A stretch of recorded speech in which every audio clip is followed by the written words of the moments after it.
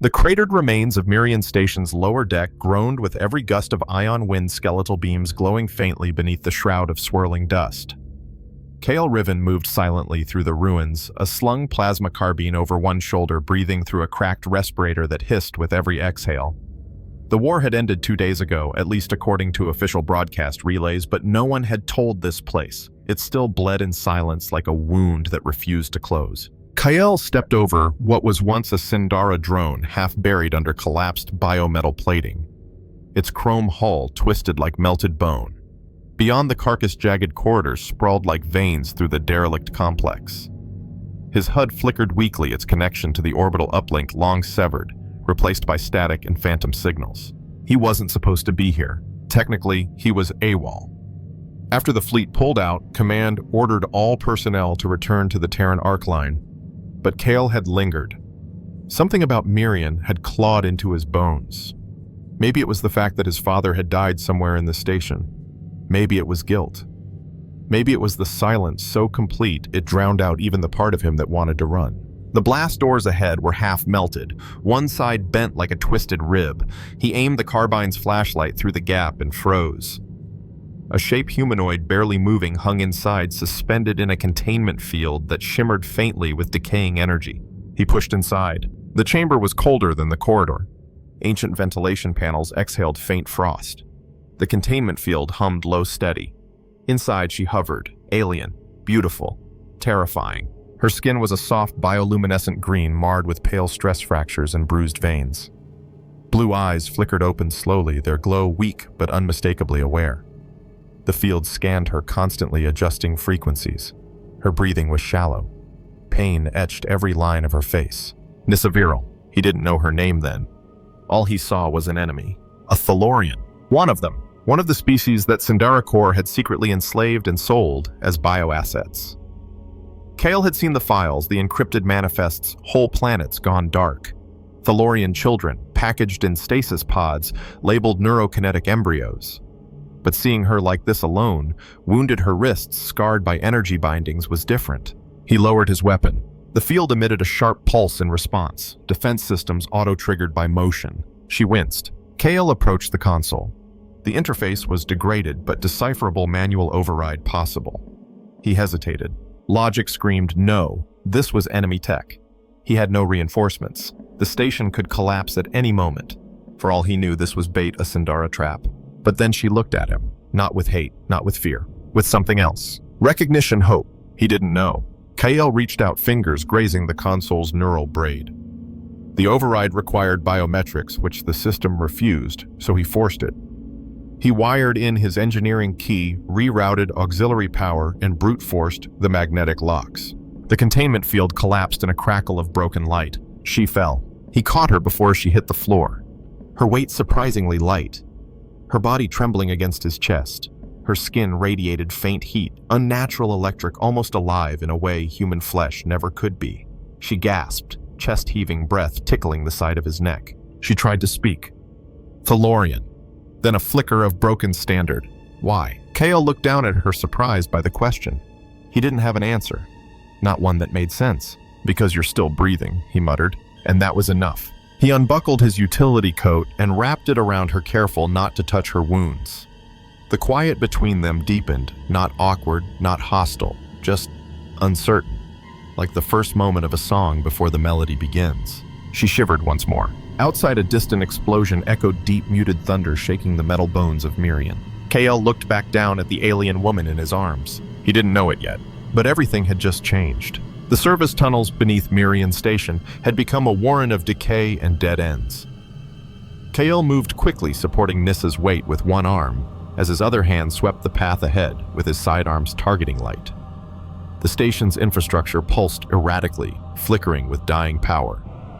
He followed the old maintenance maps ingrained into his brain from years of engineering school and months of wartime navigation. But even so, the path forward felt as unstable as the floor beneath them. Nyssa barely spoke. She staggered, leaned against him when she had to.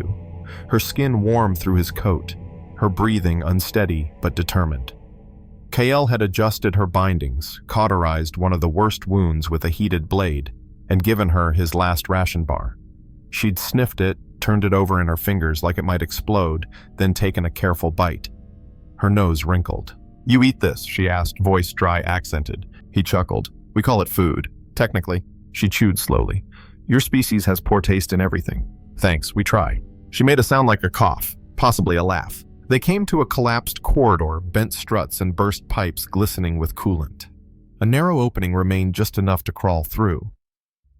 Kael crouched, motioned for her to stay put, then pushed through on elbows and knees.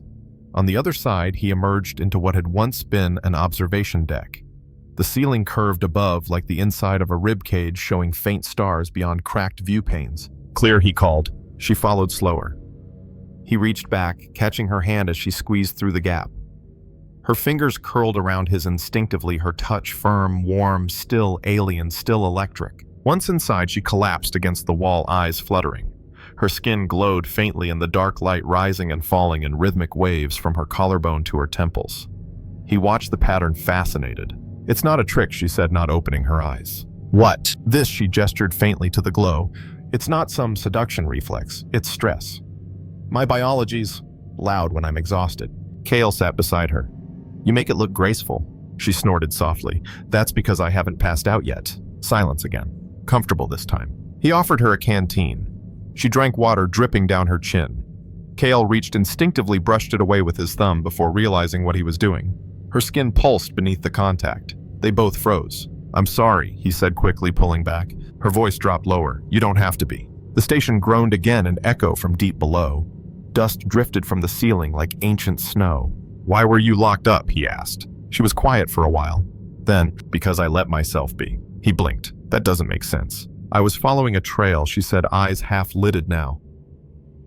Sindara Core. They don't just trade data. They harvest consciousness. Thalorians, Terrans, anyone with complex neural maps. They trap us, erase us, package us, and sell you. Nyssa nodded. "I let myself be captured. Wanted to trace the pipeline from the inside. Then Mirian collapsed.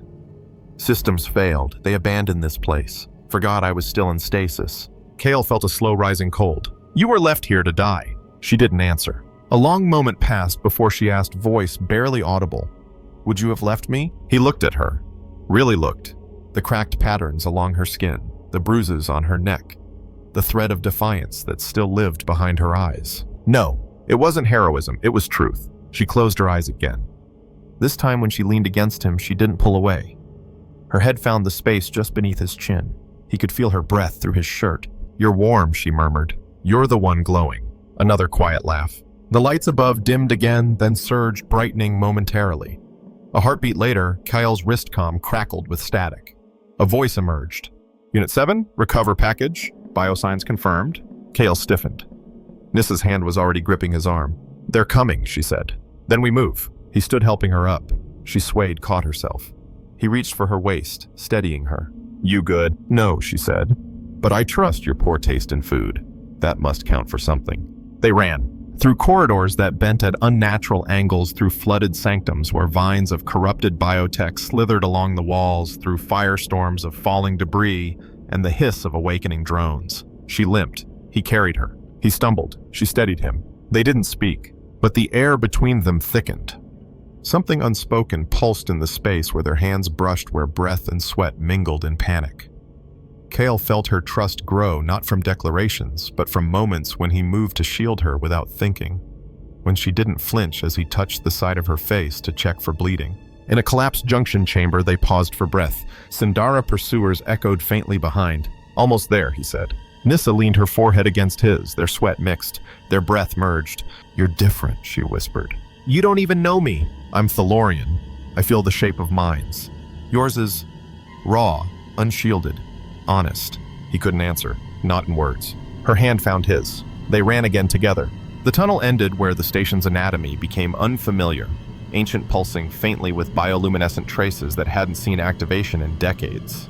The architecture changed too, no more straight lines and steel panels, but curved walls that looked almost organic, ribbed with vein-like conduits, glowing a soft violet.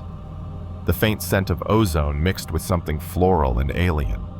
Kael slowed, one arm supporting Nyssa, the other raised in wariness. "This isn't Sindara," he muttered. Nyssa's fingers tightened on his shoulder. No, this is Thalorian. He looked at her. You recognize it? She nodded weakly.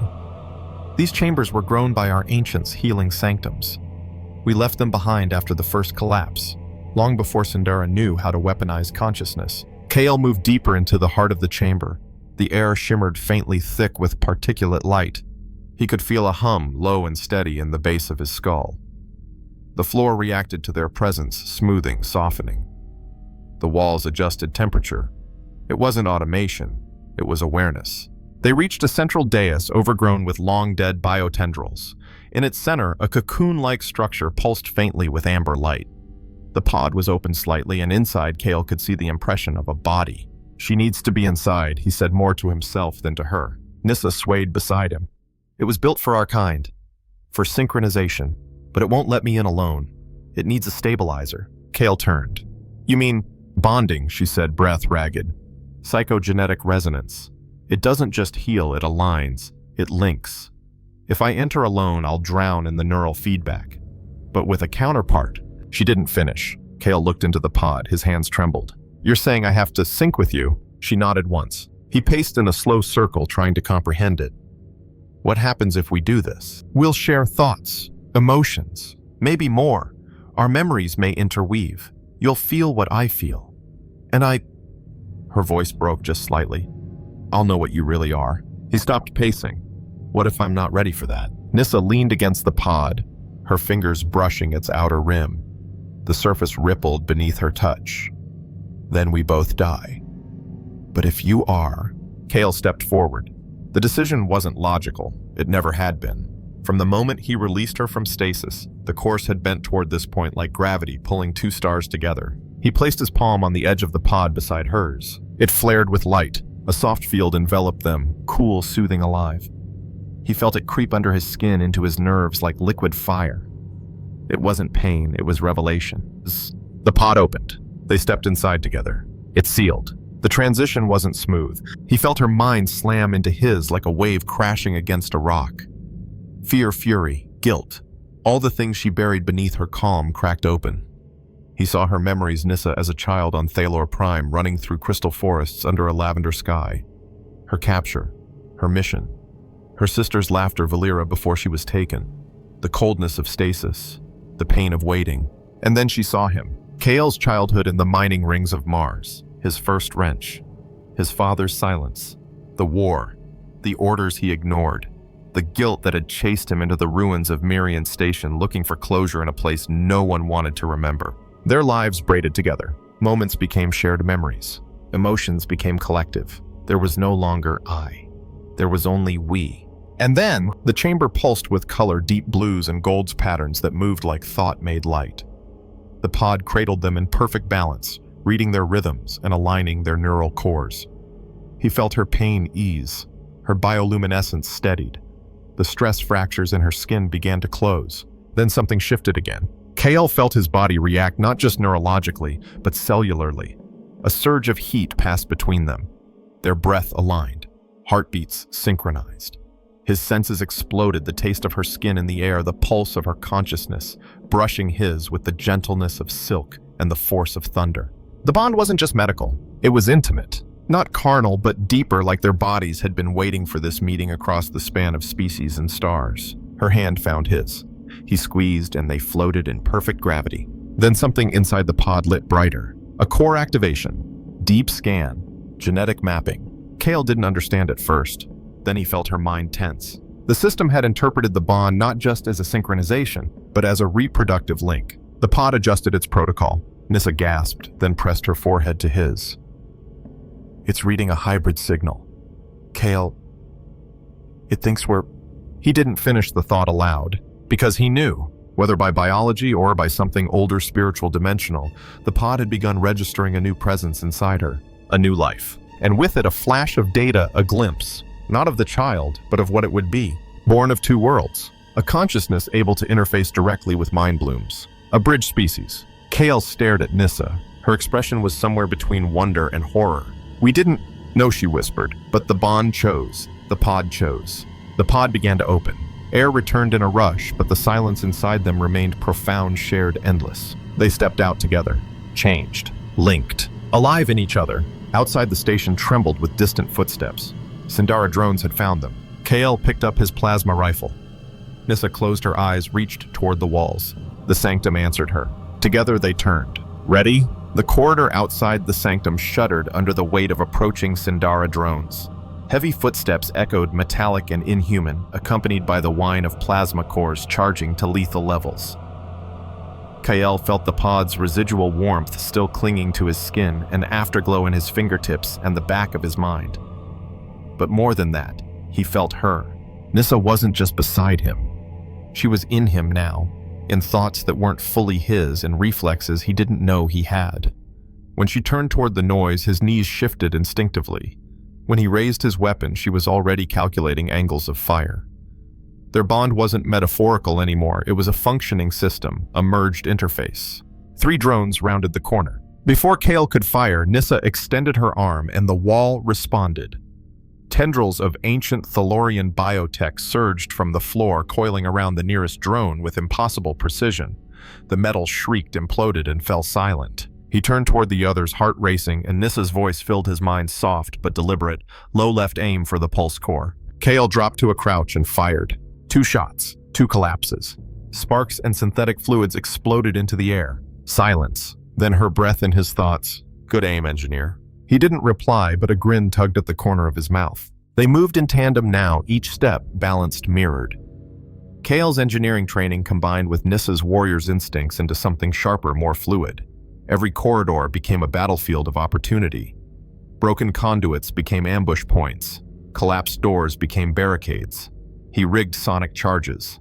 She guided their timing. At one junction, they encountered a Sindara Arcbeast, an 8-legged drone built to suppress rebellion with sonic disruption fields. It screamed as it charged, shaking the walls with bass shockwaves. Nyssa stepped forward. Kael's vision blurred with her precision.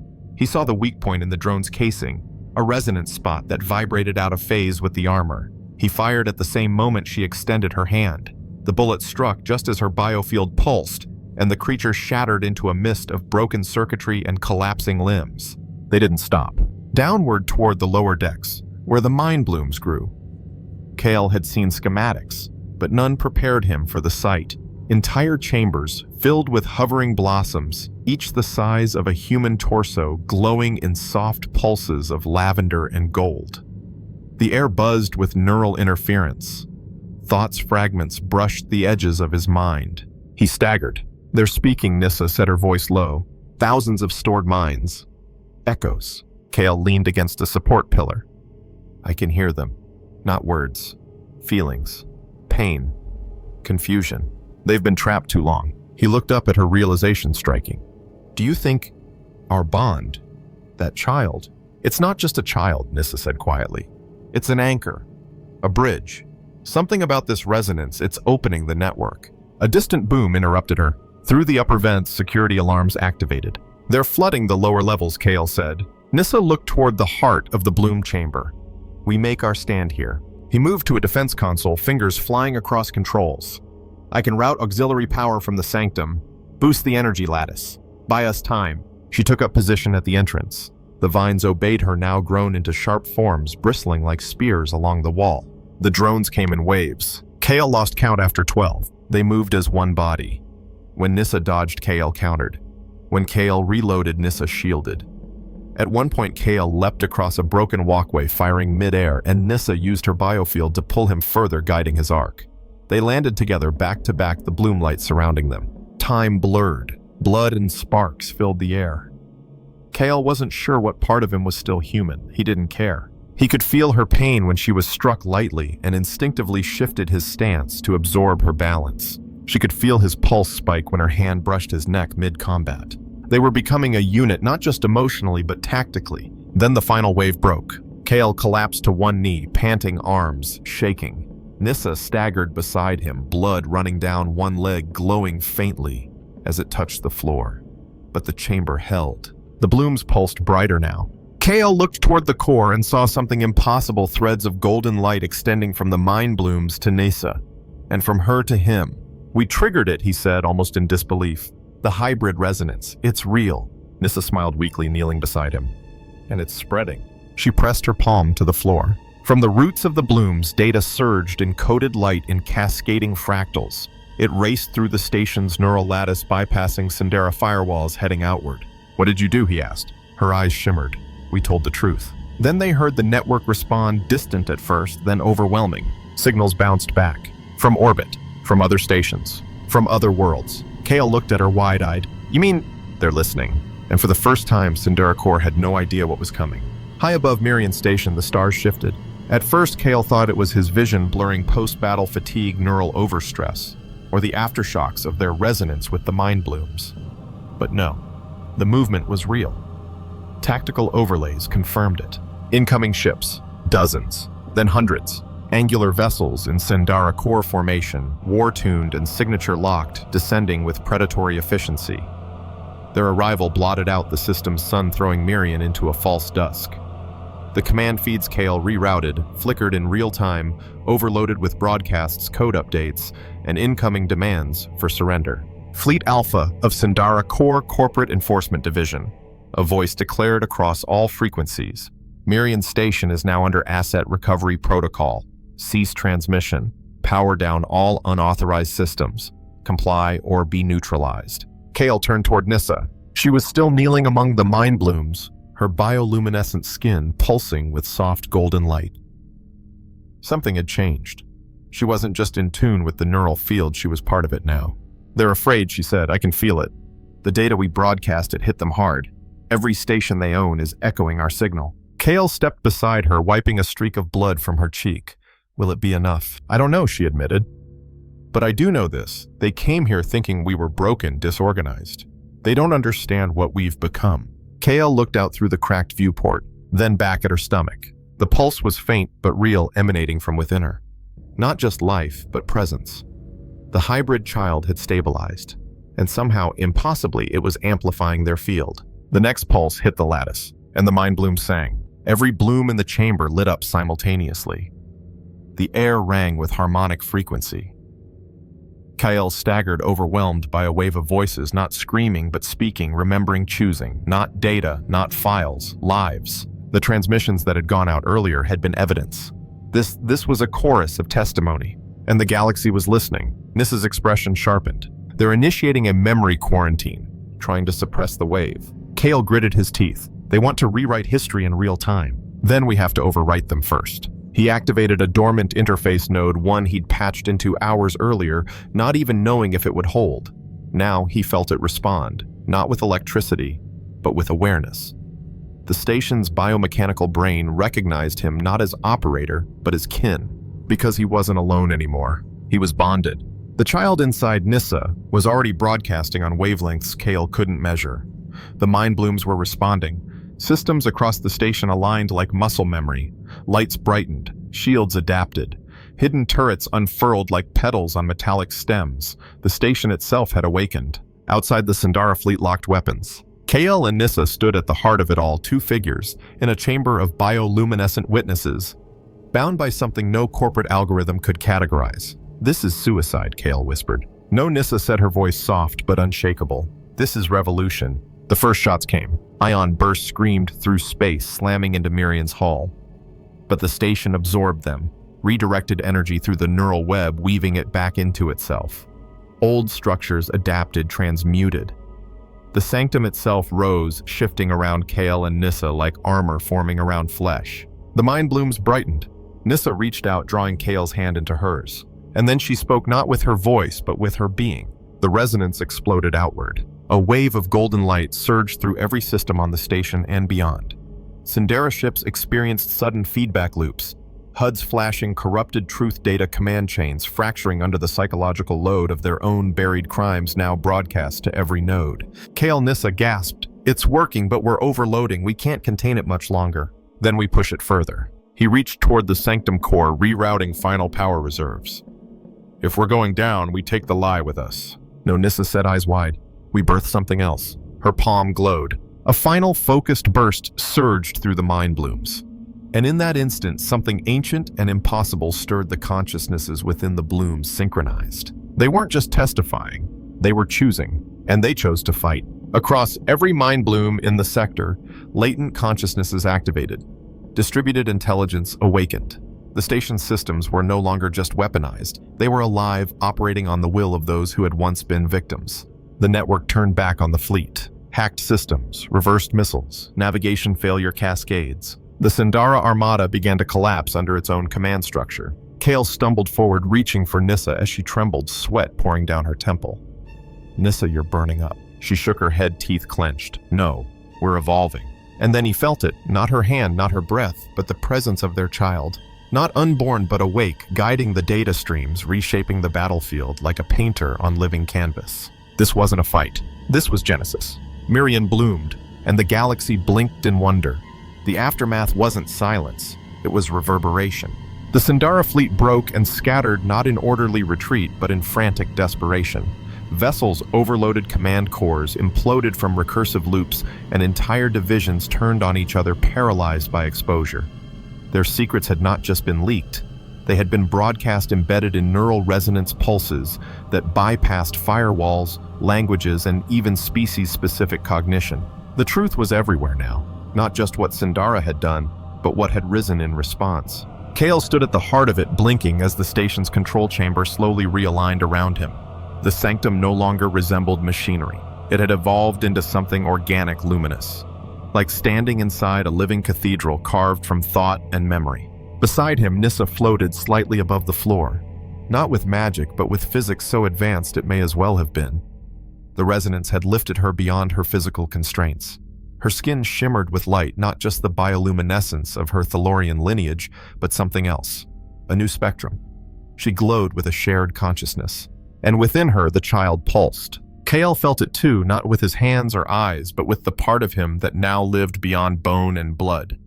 The bond had changed him, not in visible ways, but subtly, permanently. His neural pathways had rewritten themselves to accommodate the resonance. His thoughts no longer felt alone. He stepped forward and reached for Nyssa. She looked at him and smiled. "I can still hear you," she said, her voice soft, but more layered than before. "Even when you're quiet." Kael chuckled. "That's unfair. I don't even hear myself most days." She descended slowly until her feet touched the floor. The glow around her dimmed, slightly stabilizing into a steady aura. The mind blooms all around them began to fold inward gently, reverently, as if bowing. The stored consciousnesses were no longer static. They lived now, some within the ship, some across the network, and some in newly forming bodies built by bioforges reactivated through resonance. "They want to build," Nyssa said. "Not just resist, not just survive." Kael looked out through the curved viewport where the stars had begun to return. "Then we help them." A soft chime echoed through the chamber. Celine Avon appeared at the far end, no longer the cynical station overseer she had been. Her Thalorian markings had shifted color and her eyes gleamed with newfound calm. "I've established contact with 13 liberated outposts," she said. "We're not alone. The resonance found them. They're organizing." Kael smiled. "A network. A family," Nyssa corrected, stepping beside him. "Bound not by species, but by choice." Celine approached slowly, her usual sarcasm absent. "I've also recalibrated my stance on dying for you two." Kael raised an eyebrow. "I still won't," she clarified. "But I'm now open to dying beside you." Nyssa laughed, a sound richer than before, like starlight filtered through memory. Outside the viewport, a new ship emerged from one of the station's biomechanical slips. A living vessel birthed from thought and code hull, shimmering with neural patterning. It wasn't built, it had grown. Kael recognized the configuration. "You named it?" he asked Nyssa. She nodded. "Viral's first light. For my sister. For the beginning." He stepped closer, slipping an arm around her waist. "And what about us?" he asked. "What do we become now?" Nyssa rested her forehead against his. "The bridge. Between human and Thalorian. Between past and future. Between war and what would follow." A soft pulse emanated from her womb. The child stirred, not in pain, in awareness. The mind blooms reacted. So did the station. Across the galaxy, signals rippled, carrying more than testimony now. Carrying invitation. Not to fight, but to evolve. To synchronize. To connect. Later, long after the chamber dimmed and the hum of transition softened into ambient energy, Kael and Nyssa stood on the observation deck of their newly living ship, now fused with what had once been Mirian's station. Below, the mind blooms still pulsed. Within, the child still grew, and ahead stretched a galaxy forever altered by the choice of one man, one alien, and the fragile, impossible thread of life that connected them. They didn't speak as they launched. They didn't need to. Their minds had already said everything. Together, they drifted toward the stars not to escape, but to plant seeds of resonance in every system still bound by silence. Their future was no longer written in blood. It was written in connection. And so ends the story of Kael Riven and Nyssa, a journey that began in the ashes of a forgotten war and became a revolution of memory, love, and species-spanning resonance. What started as a single act of compassion freeing a wounded enemy in an abandoned station unleashed a cascade of events that shattered Sindara Corps' grip on truth, liberated thousands of stolen minds, and birthed a child destined to unify worlds through consciousness itself. In a galaxy ruled by data and domination, Kael and Nyssa chose something different. Empathy over protocol, connection over conquest. Their bond didn't just save lives, it evolved them into something greater, something collective.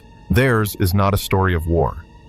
It's a story of what comes after when survivors refuse to rebuild the same cages that broke them. When love doesn't just cross boundaries, it erases them.